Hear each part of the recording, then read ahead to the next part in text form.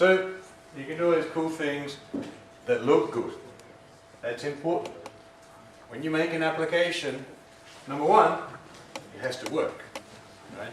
But number two, it has to look good, because the best looking, nicest application wins.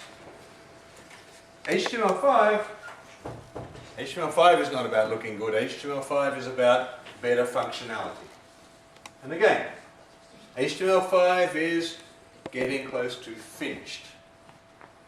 Parsers are either shipping or shipping in beta versions. Everybody has one for their browser. New forms, web forms are being implemented. New APIs, new elements. All of the new pieces are being put into browsers right now. Другая технология HTML5 также, в общем-то, близка к завершению и позволяет также внедрять в страницы очень много новых вещей, на которые раньше тратилось масса времени. And W3C has changed the target date. What Ian Hickson said, we should have HTML5 finished by 2022, which is only 11 years away now. W3C said, no, that's a little bit slow. We want it done in 3 years. That's ambitious. It's a lot of work to change every browser, to change Dreamweaver, Blogger, WordPress, Lotus, and all the tools that create the web, but that's the goal that we have now. To change all of that software, to make HTML5 work everywhere and properly by 2014. Первоначально некоторыми разработчиками HTML5 было предложено, что эти спецификации должны быть закончены к 2022 году, то есть это очень долго. Комитет W3C сказал, нет, мы не можем столько ждать, в общем, время пришло, давайте сократим этот срок до 3 лет. На самом деле работы очень много, потому что нужно не только написать спецификации, но ведь надо еще добиться и того, чтобы программное обеспечение, браузеры успели также обновить свой код и добавить поддержку вот этих новых функций в себя. TV is getting excited about the web, and TV, I think, is going to have a big impact. Like mobile now has a big impact on the web, there are a lot of televisions.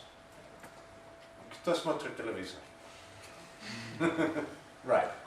So, if all of those things suddenly become part of the web, huge number of new users.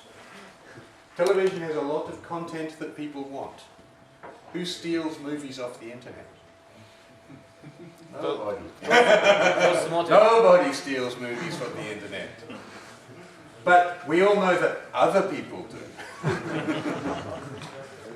The TV industry has a lot of the content that people want.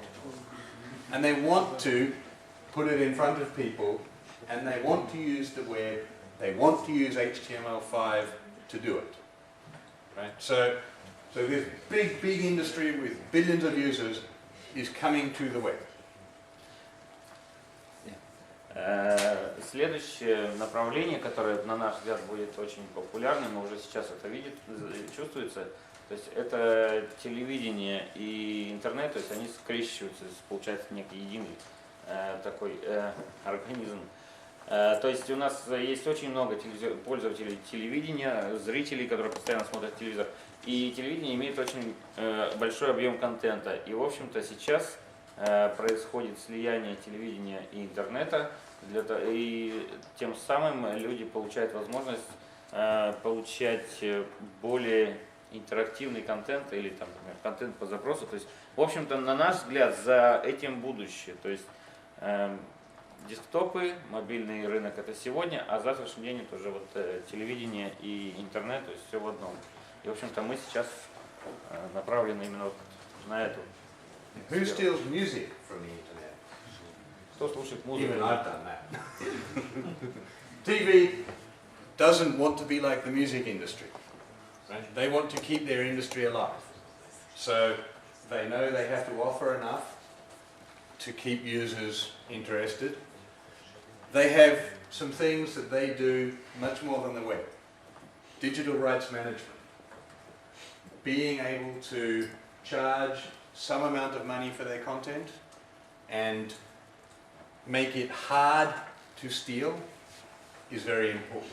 It's not important to the BBC on their own. The BBC couldn't care less. It's not important to Netflix if it's easy or hard to steal. It's important to the actors and the production companies who make the films.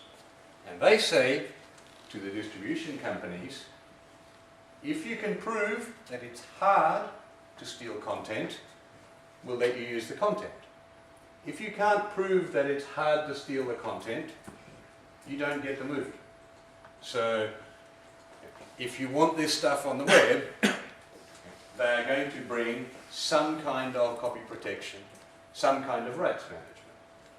They're also going to bring accessibility. TV is used for emergency information. When there's a tsunami in Japan, when there's a cyclone in Australia, when there's a fire in California, the TV is full of emergency warnings like run away, hide, panic, you're going to die. And those warnings have to get to everybody. So they have to have subtitles, they have to have sign language, they have to be clear enough for blind people. Does anyone know how many blind people watch TV? All of them. All of them watch TV. Because otherwise, when you sit down at the bar with your blind mate and you talk about TV, what are they going to do? What are they going to talk about?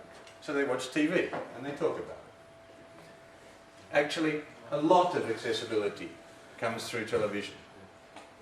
That, I think, is going to be an interesting thing when it meets the web, where there's a lot of potential for very good accessibility, but by and large, the reality is still, it's pretty bad.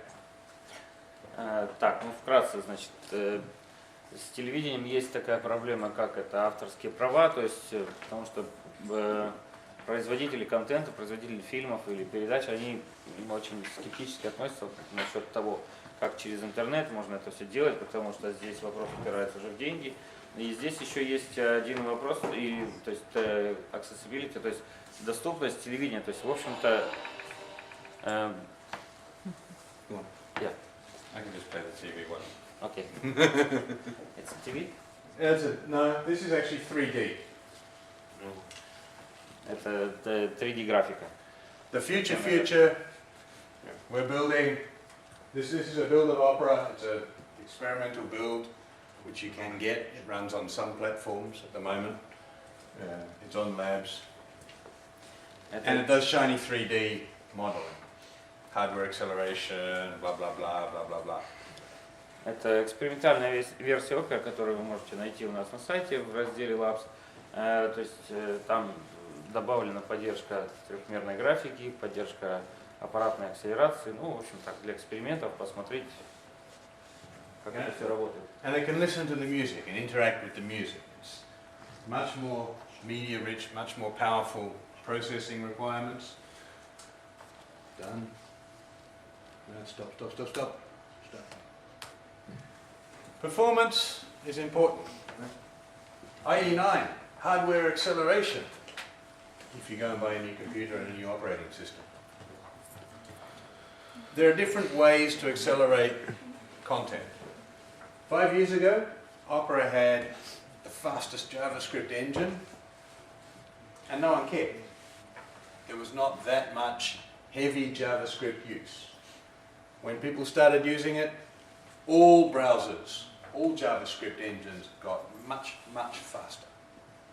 So IE9 says, now we do hardware acceleration. That's great. With hardware acceleration, they're as fast as Opera on similar hardware.